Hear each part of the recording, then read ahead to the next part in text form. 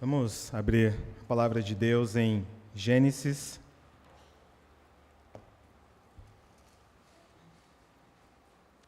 Gênesis capítulo 22.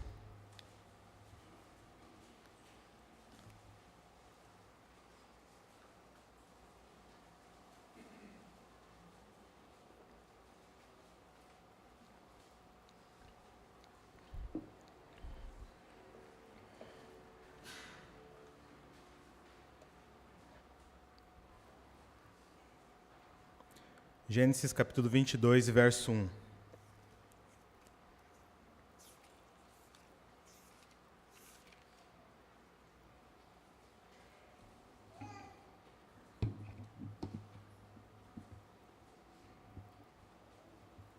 Diz assim a palavra de Deus. Passado algum tempo, Deus pôs a Abraão à prova, dizendo-lhe: Abraão. Ele respondeu: Eis-me aqui. Então disse Deus: Tome seu filho, seu único filho, Isaque, a quem você ama, e vá para a região de Moriá. Sacrifique-o ali como holocausto, num dos montes que lhe indicarei. Verso 9. Quando chegaram ao lugar que Deus lhe havia indicado, Abraão construiu um altar e sobre ele arrumou a lenha. Amarrou seu filho Isaque e o colocou sobre o altar, em cima da lenha. Então estendeu a mão e pegou a faca para sacrificar seu filho. Mas o anjo do Senhor o chamou do céu: Abraão, Abraão. Eis-me aqui, respondeu ele. Não toque no rapaz, disse o anjo. Não lhe faça nada. Agora sei que você teme a Deus, porque não me negou seu filho, o seu único filho. Êxodo, capítulo 33.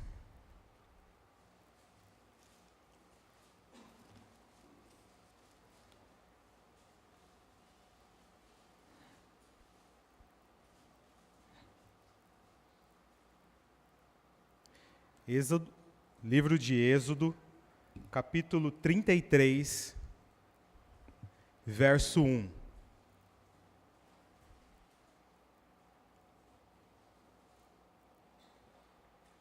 Diz assim: Depois ordenou o Senhor a Moisés: Saia deste lugar com o povo que você tirou do Egito, e vá para a terra que prometi como juramento a Abraão, a Isaque e a Jacó, dizendo: Eu a darei a seus descendentes. Mandarei à sua frente um anjo, e expulsarei os cananeus, os amorreus, os hititas, os ferezeus, os heveus e os jebuseus.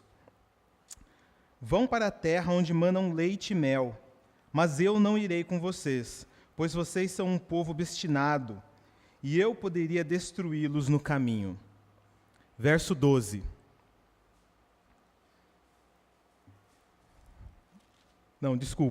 Verso 15. Então Moisés lhe declarou: Se não fores conosco, não nos envies.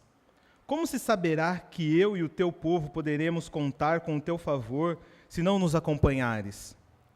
Que mais poderá distinguir a mim e a teu povo de todos os demais povos da face da terra? Vamos orar mais uma vez? Pai amado, Deus bendito, muito obrigado porque o Senhor nos dá o privilégio de estudarmos a Tua Palavra. Que o Senhor mais uma vez separou um tempo para meditarmos nela e nela buscar Te conhecer mais e saber qual é a Tua vontade para as nossas vidas. Nos ajude, nos instrua, nós precisamos da Tua instrução, do Teu Espírito, e por isso nós Te rogamos, Te oramos e Te pedimos. Em nome do Senhor Jesus. Amém.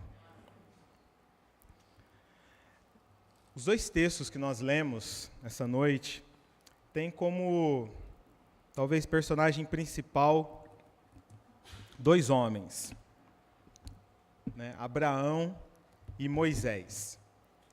E é interessante porque muitas vezes esses textos que nós lemos não são, talvez, pouco conhecidos do nosso meio, mas muitas vezes se nós não entendemos muito bem a história, o contexto da vida desses homens, como esses homens chegaram até esse momento da história em que nós lemos, muitas vezes perde-se um pouco o sentido do que está acontecendo ali. Muitas vezes nós perdemos talvez muitas coisas, muito sentido, muita força do próprio texto que nós acabamos de ler. Por isso, eu gostaria de hoje, rapidamente, a gente tentar entender um pouco como esses homens chegaram até esse momento, né? Quem foi esse Abraão, né, a quem Deus pediu seu filho? A Bíblia nos apresenta Abraão como sendo um homem muito rico, um homem de negócios, de muitas posses, que morava em uma cidade chamada Ur. Abraão era casado também com uma mulher muito bonita. É engraçado que a Bíblia, algumas poucas pessoas, a Bíblia traz o relato, né, de ser pessoas bonitas. E Sara era uma especialmente, que a Bíblia relata, que era uma mulher muito bonita, a esposa de Abraão. E Abraão vivia ali, tinha muitos servos, tinha muitas posses, mas num certo momento, Abraão tem um encontro com Deus. E nesse encontro, Deus fala para Abraão: Abraão, sai da sua terra, sai da onde você está e caminha. Caminha numa direção que eu vou te falar. E Abraão saiu e caminhou. Abraão caminhou, caminhou e caminhou. Com sua mulher, com seus servos, com seus parentes. E a Bíblia, uma das características, uma das coisas que nós vemos depois lá na frente, no livro de Hebreus, fala que Abraão foi um peregrino aqui nessa terra. Ele andava como se não fosse dele. E de fato, durante boa parte da vida dele, ele foi um peregrino aqui nesse mundo. Ele passou por muitas coisas. Esteve na presença de reis, lutou contra reis, viu anjos, conversou com Deus. Muitas coisas Abraão passou, mas talvez a principal, a que marcou a vida dele, pela qual ele é conhecido, tenha sido talvez a promessa que o próprio Deus fez a Abraão. Deus, olhando para Abraão, falou: Abraão, eu vou fazer de você, Abraão, um grande povo. De você vai sair uma nação enorme. Vai ser tão numerosa quanto as estrelas do céu e tão numerosas quanto a areia da praia. Você vai ser o pai de uma grande nação. E Abraão conviveu com aquela promessa durante muitos anos. Muitos anos. Passaram um tempo, a idade foi chegando, chegou um momento que parecia quase impossível de acontecer aquilo que Deus havia dito. Mas aconteceu. Aos 100 anos de idade, Abraão teve um filho com Sara, chamado Isaque. Isaque representava muita coisa para Abraão. Isaque representava o futuro dele, representava a sua descendência, representava o cumprimento da promessa de Deus. Ele era o amor de Abraão, o único filho de Abraão, o filho a quem Abraão amava. Tudo personificado em uma pessoa, Isaque. Por isso que quando Deus volta para Abraão e pede que sacrifique Isaque, não é simplesmente mais um filho, mas era o único filho dele. Era o futuro. O mundo de Abraão girava em torno de Isaque. Tudo que Abraão tinha estava naquele filho. Por outro lado, a gente viu também a história de Moisés, né? Quem foi esse Moisés a quem nós ouvimos tanto. A Bíblia nos apresenta Moisés como sendo um filho de escravos no Antigo Egito, que, achado pela filha de Faraó boiando em um cesto no rio, foi criado como sendo filho da filha de Faraó. E cresceu na corte egípcia. Aprendeu toda a ciência que havia no Egito, adquiriu todo o conhecimento, tudo que havia para se saber naquela época, Moisés sabia. O Egito era a potência do mundo. Todo o conhecimento estava naquele local, e Moisés estava lá. Moisés estava lá. Mas a Bíblia também diz que essas coisas não chamaram muito a atenção de Moisés, a ponto de ele se recusar a ser chamado filho da filha de Faraó, porque ele sabia que o povo dele estava sendo escravizado. Ele sabia que ele era filho de escravo e que havia um Deus a quem ele devia obediência. E depois, mais tarde, passado muitos anos, Deus usou Moisés para liderar a saída do povo do Egito, o fim da escravidão e a peregrinação no deserto por 40 anos. Moisés era velho já, muito velho. E, no entanto, ele liderou aquele povo. Centenas de milhares de pessoas marchando no deserto por 40 anos. Por isso que quando nós chegamos no texto em que diz que Deus enviaria um anjo, que iria levá-los à terra, que iria livrar de todos os seus inimigos e dar aquela terra que mana leite e mel, representava muito para aquele povo, que era um povo sofrido, um povo que não tinha pátria, um povo que não tinha terra, que peregrinava por 40 anos e antes disso era escravo de um outro povo. Aquela promessa, a promessa de terra, a promessa de uma pátria, era tudo que aquele povo queria. Era tudo o que os israelitas queriam naquela época. Era ter um lugar para chamar de seu, ter um lugar para chamar de casa. Não mais tendas que precisam ser desmontadas, mas casas alicerçadas numa rocha.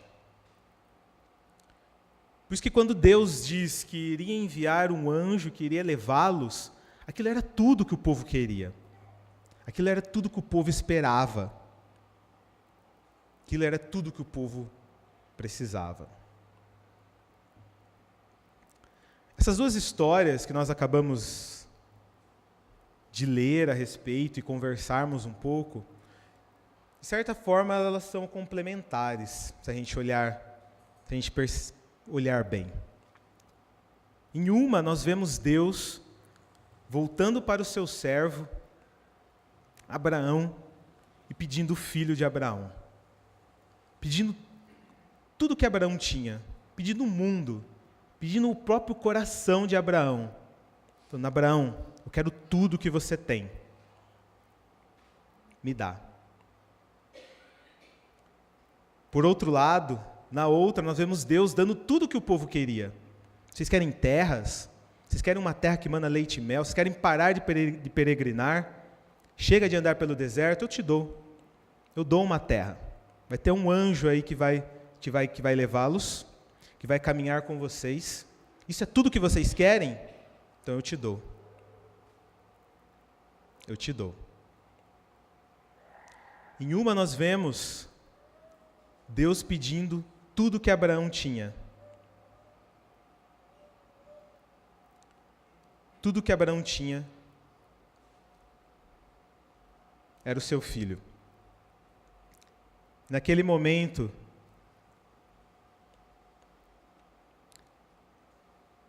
Abraão abre mão de tudo que ele tinha para ficar com Deus. E na outra, Deus dá tudo que o povo tem, mas ele não dá a presença dele. Em uma história, Deus diz: Abraão, eu tiro tudo de você, mas eu fico com você. E na outra ele diz: Israelitas, eu dou tudo o que vocês querem, mas eu não fico com vocês.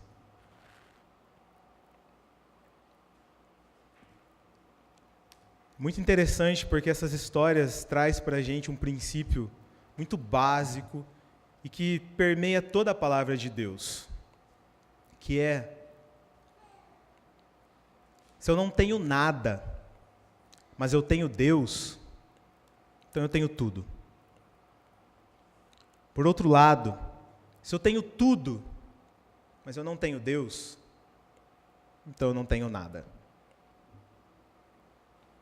Se eu não tiver nada, mas eu tiver Deus, então eu tenho tudo.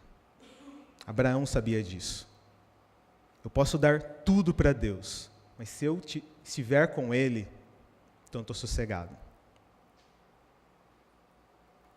E Moisés sabia que ele podia ter tudo, ele podia ter a melhor terra possível, mas se Deus não estivesse com eles, então eles não tinham nada. Eu costumo dizer que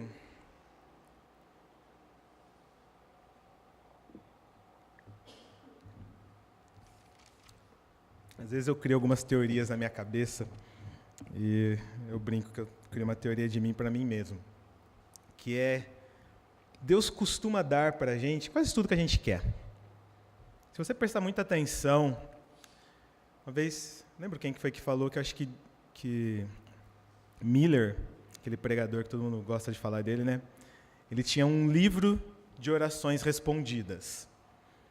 Então, quando ele fazia uma oração, ele anotava lá e depois ele dava um check se Deus respondeu ou não. E uma das coisas que ele percebeu foi que Deus respondia a maioria das orações dele. De certa forma, se a gente olha para trás, as coisas que nós queríamos muito, muitas vezes Deus acaba nos dando. Há épocas que tudo que a gente quer, estudar numa boa escola, Deus dá. Quero entrar naquela faculdade, Deus dá também. Quero casar, tem que ser muito bonita, ou bonito, Deus dá. Mas o interessante é que eu costumo dizer que Deus dá quase tudo que nós queremos, só para a gente perceber que não é suficiente. Não é suficiente. Porque sempre quando a gente tem alguma coisa, logo a gente começa a olhar para o próximo. E para o próximo, e para o próximo objetivo, o próximo objetivo, nunca satisfeito, nunca plenamente em paz conosco mesmo. E a gente vê um pouco dessa verdade espalhada pela palavra de Deus. O próprio salmista, ele diz que ele chega ao ponto de dizer que ele não tinha bem algum além de Deus. Ele poderia ter tudo, mas se ele não tivesse Deus, não valia de nada. Paulo chega ao ponto de dizer que ele considerava todas as coisas como esterco, considerava todas as coisas como refúgio, comparado a Cristo, comparado a estar perto do nosso Senhor.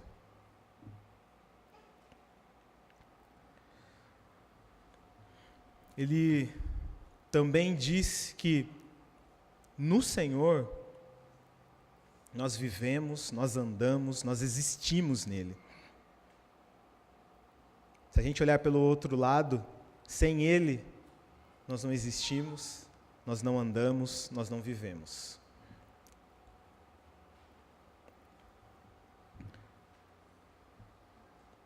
O Senhor é tudo o que nós precisamos e é tudo o que nós ansiamos. Por mais que nós tentamos preencher nossos corações com o próximo step, com o próximo sonho, sempre vai ser insuficiente, sempre vai ser pouco, sempre vai ser momentâneo, nunca perene, nunca plenamente cheio, nunca satisfeito completamente. Abraão sabia disso. Abraão, ele sabia que ele poderia ver Isaac crescer, ele poderia ver a descendência de Isaac, mas se ele não estivesse com Deus, se Deus não estivesse com eles, não ia valer de nada. Não ia valer de nada. Por outro lado também, é bem verdade que nem sempre Deus dá aquilo que nós queremos. E a gente também teria inúmeras histórias, inúmeros relatos para falar de pessoas a quem talvez a vida foi mais rigorosa. Pessoas que perderam parentes, perderam filhos, pessoas que perderam emprego, pessoas que perderam tudo. Pessoas que talvez não viam mais esperança, mas que, de algum modo, em meio ao desespero, em meio ao sofrimento, encontraram o que realmente importava. Sempre lembro da história de Paulo e Barnabé, chicoteados, presos numa masmorra, tudo dando errado, e no final do dia eles cantam a Deus. Eles sabiam o que realmente importava. Eles sabiam o que realmente importava. A gente vê Gideão se preparando para a guerra, milhares de homens, um exército gigantesco, e Deus começa a dividir o exército dele, ficando menor e menor e menor. Mas como assim, Deus? Como eu vou lutar com isso? Não era o número de pessoas que importava. Eles poderiam ter o maior exército do mundo. Se Deus não estivesse com eles, e nada adiantar. Bem como eles poderiam ter o menor exército do mundo. Se Deus estivesse com eles, como foi com Gideão, a vitória é certa.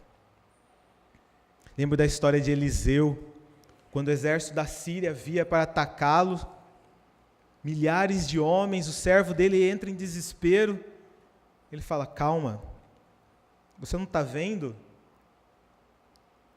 o exército do céu cercando? Quantos homens estão a nosso favor? Quantos homens estão a nosso favor?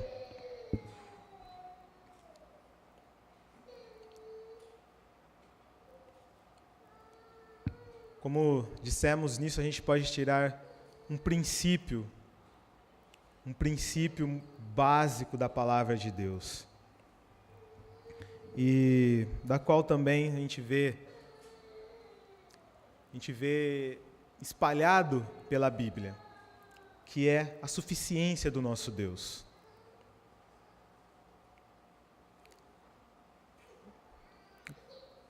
É a necessidade e a suficiência dele.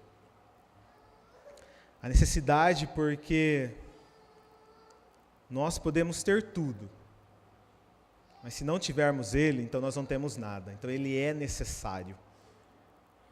E a suficiência porque nós podemos não ter nada, mas se nós tivermos ele, então nós temos tudo.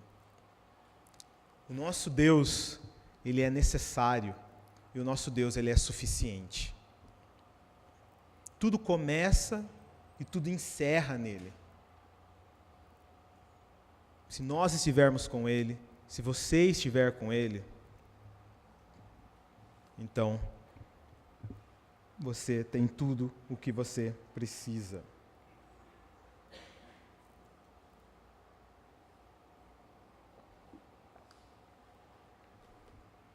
Eu não sei como está a sua vida. Não sei pelo que você tem passado. Não sei quais são os seus desafios, quais são os seus anseios. Não sei o que te trouxe até aqui essa noite. O que você esperava ouvir. Simplesmente palavras de conforto, Não sei quais são os seus sofrimentos, mas eu posso te dizer que tudo começa e tudo encerra em Deus. Eu posso dizer que você pode estar passando pela pior fase da sua vida. Você pode achar que você não tem nada, que você está só, que você está triste, desamparado.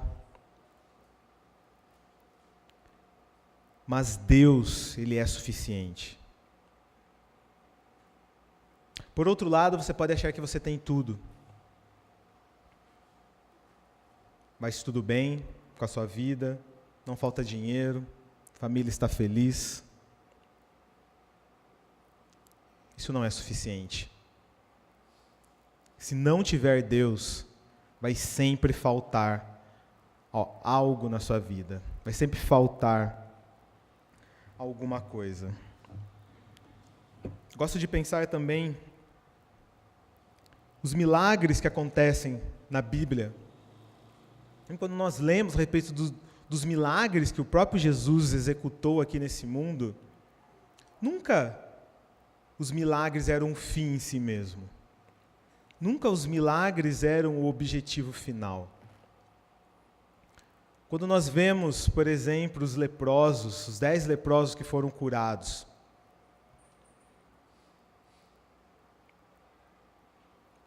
talvez fosse uma história muito parecida com de Abraão e de Moisés, com que nós acabamos de ler, porque se nós fôssemos contar tudo o que representava a lepra naquela época, a exclusão social, o abandono dos seus familiares, a sujeira, o nojo, isso tudo fazia parte da vida de um leproso. E quando Jesus cura, quando você se vê curado, quando a sua pele está pura novamente, era tudo o que aqueles homens queriam. Aquilo representava voltar de volta à família. Aquilo representava ele poder voltar na sociedade, fazer planos novamente, pensar no futuro, pensar em ter filhos, pensar em trabalhar. E o interessante naquela história é que todos os homens, 9 leprosos vão embora e só um volta. Porque, apesar de ele ter recebido tudo de melhor que ele poderia ter recebido, apesar de ele ter recebido a maior felicidade que alguém poderia receber, faltava alguma coisa para ele ainda. Ele queria conhecer quem foi aquele que o curou e agradecê-lo e servi-lo. E todos os milagres que nós vemos, o mais importante não é o milagre, mas é aquele que executa o milagre. Quando nós vemos também a história daquele paralítico que foi descido do teto pelos seus amigos, e é interessante que, quando a gente vê a história, a primeira coisa que Deus faz, e Deus fala, é que os pecados dele estavam perdoados. Todo mundo começa, pecado perdoado, como assim? Só Deus pode perdoar pecado? E Deus faz uma pergunta retórica ali naquele momento, né? Ele fala, o que é mais difícil fazer, né? Dizer que os seus pecados estão perdoados ou levanta e anda? Claro que perdoar pecados era imensamente mais complexo. Só um Deus era capaz de perdoar pecados. O fato dele dizer para aquele paralítico levanta e anda era apenas para que os incrédulos vissem o poder que ele tinha. Porque o maior milagre naquele momento já havia sido feito, já havia sido executado. Um pecador havia sido perdoado dos seus pecados. Que milagre pode ser comparado a isso?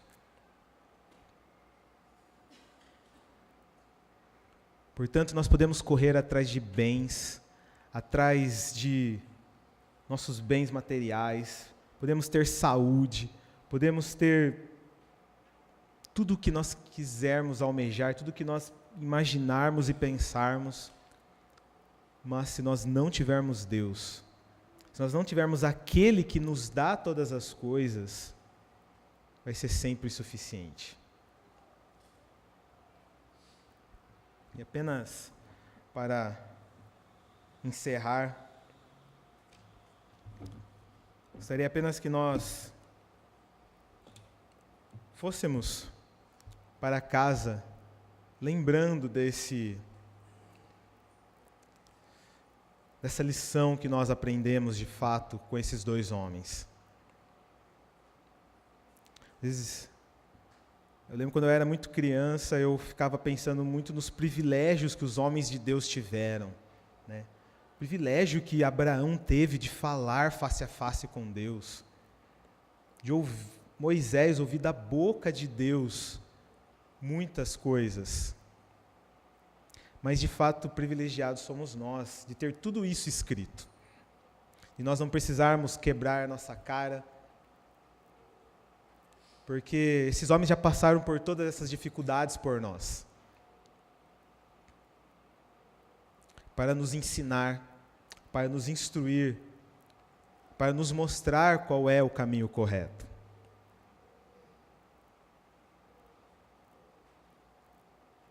Que nós possamos lembrar que nós podemos ter tudo nessa vida, como Abraão tinha.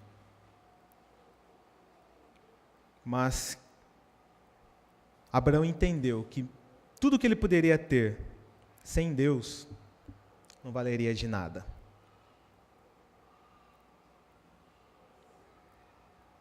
Que ele poderia abrir mão de tudo o que ele tinha.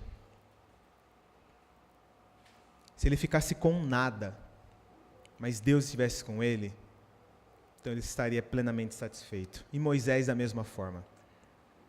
Deus, o Senhor pode me dar todas as coisas, mas se o Senhor não for comigo, não nos envie. Não nos envie. Por isso hoje, se você ainda não tem se Deus não é a tua companhia, hoje é um dia para que você chame Ele de amigo. A gente muitas vezes confunde no Evangelho achando que os favores de Deus são apenas para os cristãos. E rapidamente, basta a gente olhar para o mundo que a gente vê que isso não é verdade. Há bênçãos de Deus que são para todos os homens. Não importa se você é mau, não importa se você obedece, não importa se você é justo, se você faz a coisa certa. A Bíblia diz que o sol nasce para todos os homens, a chuva cai para todos os homens.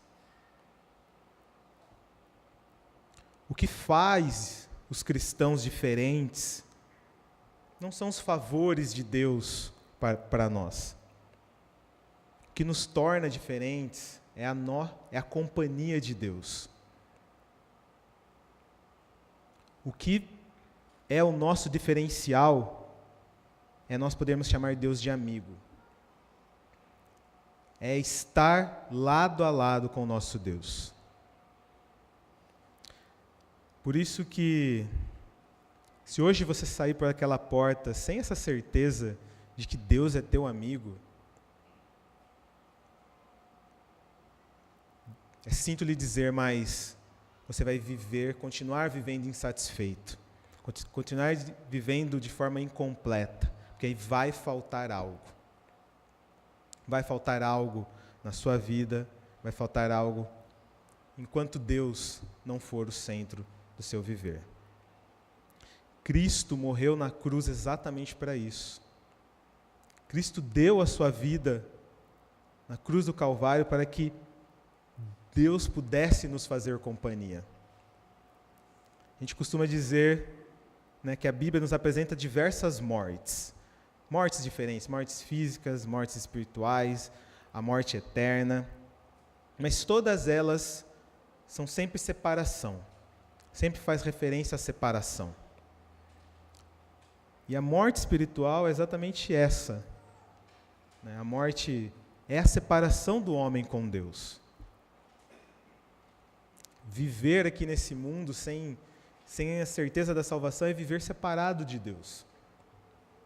O cristão, a nossa diferença é a companhia que nós temos de Deus. Não são os favores, não são as bênçãos, não são a nossa vida e tudo bem, porque nós sabemos que muitas vezes não vai, mas com Deus nós sabemos que nós podemos passar por qualquer situação e saber que Ele é plenamente suficiente para suprir todas as nossas necessidades. Que Deus possa abençoar a todos nós e possamos sair desse lugar com a certeza da companhia de nosso Deus. Amém.